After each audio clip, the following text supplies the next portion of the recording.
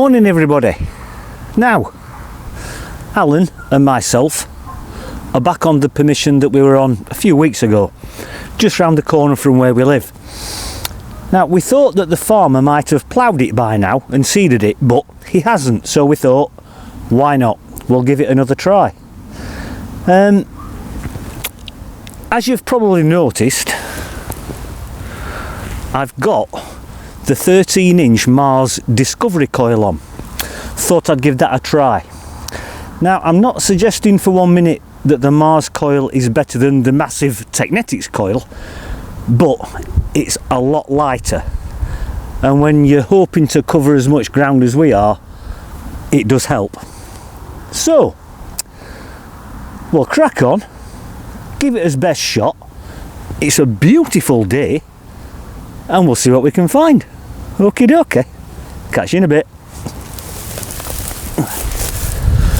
Right then, we've got a target down here. It was about 6-7 inches deep. In fact, it's probably a little bit deeper than that.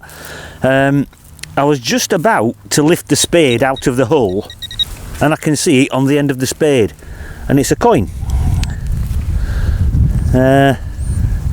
Looking extremely green. I suppose it could be Victoria, could be King George, but I think I can see Victoria.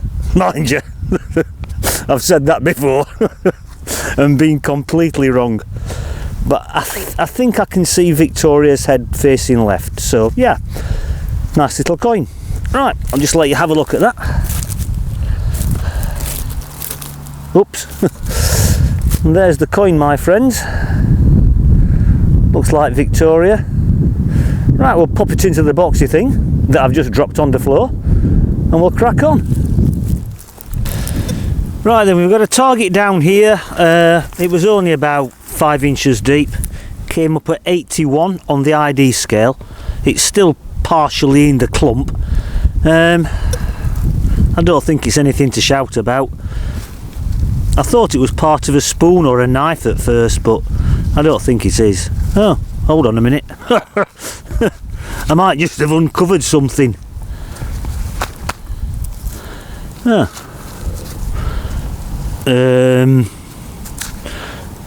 Not quite sure. It's a strange shape, but I suppose it could be part of a I don't know. It could be part of anything.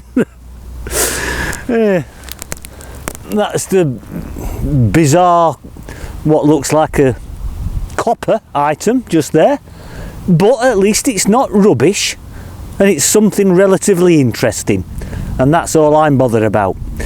Right, we'll pop that into the boxy thing, and I'll clean it up a bit later and see if we can possibly discover what it might have been. I don't know. Right, catch you in a bit.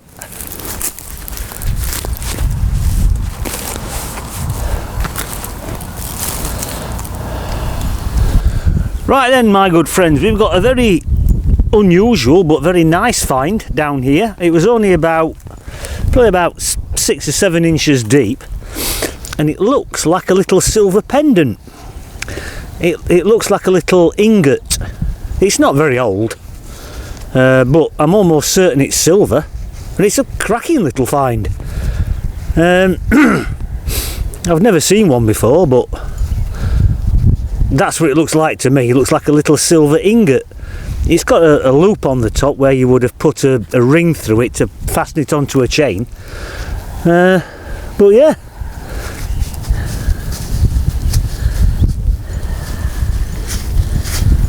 In fact, it looks as though it's got some hallmarks on the front, so that should clean up very nicely.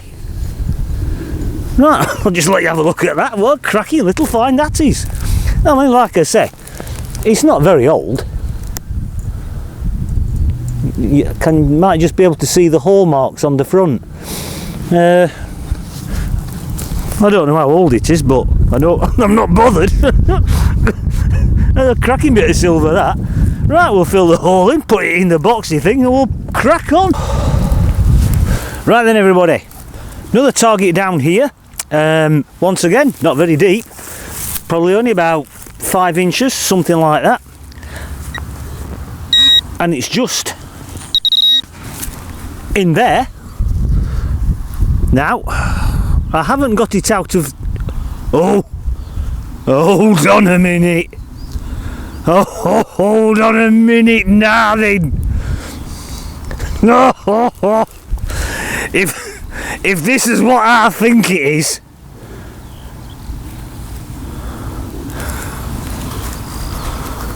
I'm probably wrong, but if this is what I think it is, oh now then, I haven't got it out at little muddy clump yet, but oh now then, hold on a minute. I better let you have a look at this. Right, that is as much as I can see at the moment. I daren't to open it.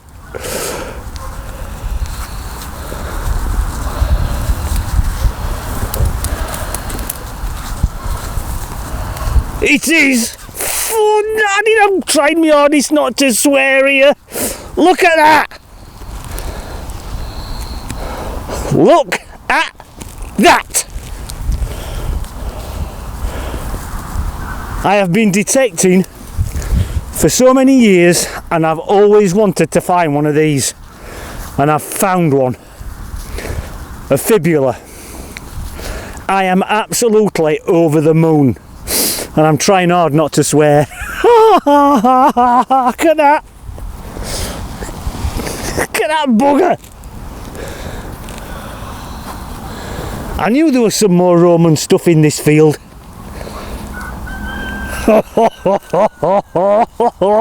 Wait, Nadine, hold on a minute.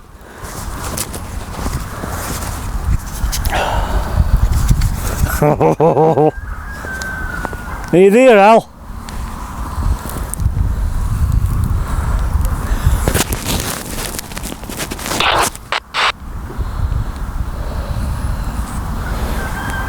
He's not very good with these. I've found a Roman brooch. Brilliant. I'll show it you when I catch up with you.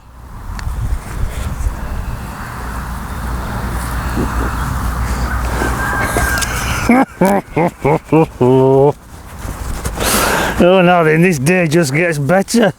Silver ingot down there, a coin, and now that. Right into the special boxy thing, and I'll catch you in a bit.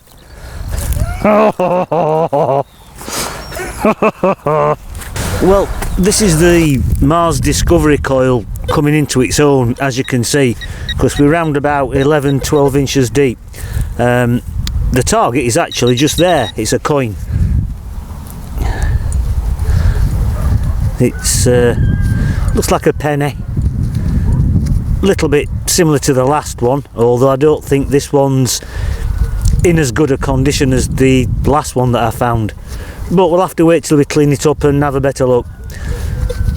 Still looks nice and green underneath all the muck, but it's another coin and it's another nice find. Not quite as nice as a fibula, granted, but it's another nice find all the same. Right, we'll pop it away, fill the hole in and get a bit further. Right then, my good friends, another target down here, not very deep once more, probably only about 5 or 6 inches maybe, something like that. We've got another coin down here. It's still in the clumpy thing, so we'll take it out and have a look.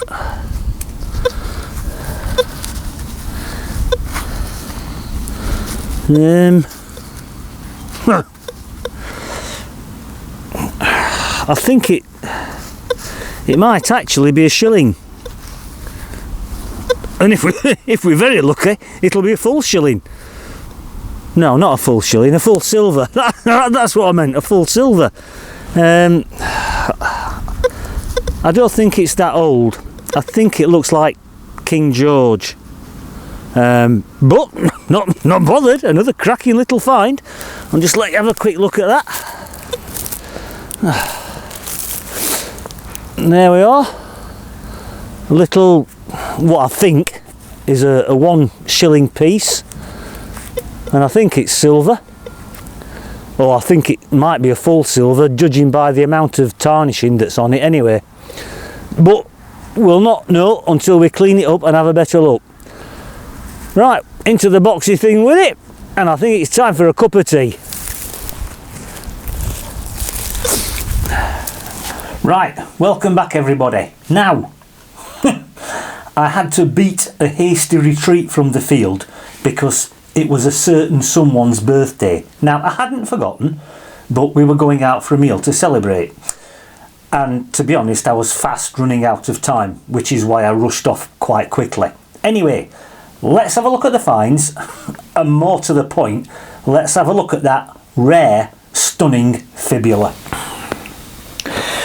Right then, well, this is a small pile of rubbish. Well, most of it's rubbish, although a couple of things aren't actually rubbish at all. And there's about another 5 or 6 pieces of lead downstairs in the scrap bucket. Part of a cufflink, I think. Definitely scrap lead. Definitely scrap lead. And more scrap lead. Little button. That I thought was scrap lead. But it turns out it's got like some sort of design on it. It's got some little pellets and what looks like a leaf design on it, but it's barely visible. Anyway, this piece here, I thought was a piece of scrap, is actually part of a bronze cooking pot or cauldron of some description. You can see the lip on the edge just there. Quite heavy, as it would be, being made out of bronze. Date wise, don't really know, but it could be extremely old. It could be medieval, not really sure. This piece here, once I'd cleaned it up, turns out it's part of the workings of an old lock, dating from about 1800. Quite an interesting little find actually. It baffled me at first, but once I cleaned it up I realised what it was. And there you go. Coin wise, King George V 1 penny, not in very good condition at all. I think the date, from what I can see, is 1917, but as I say, it's in pretty poor condition.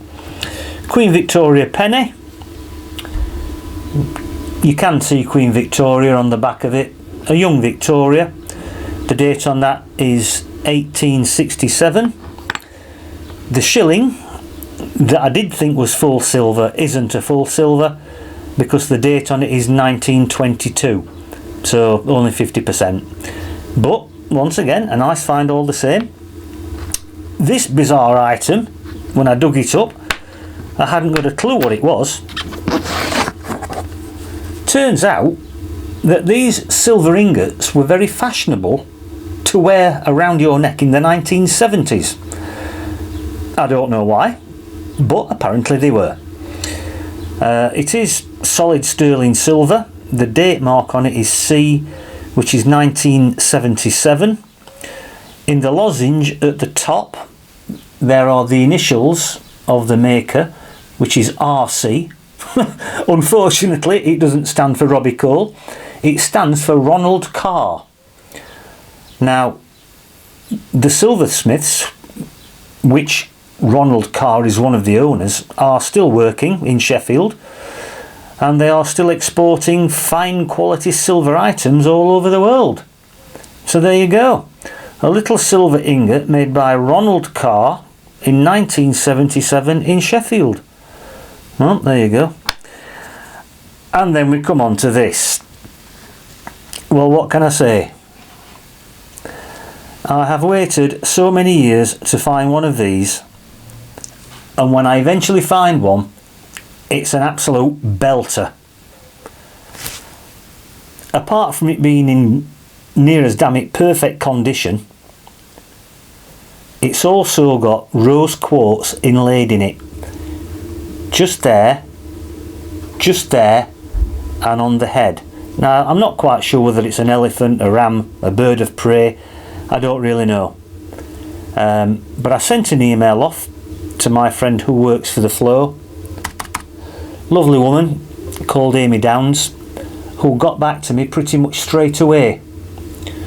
And she said in her email, "Dear Robert, that is a lovely example of a Roman head stud brooch in very good condition, dating from 75 AD to 200 AD, so it's very, very early.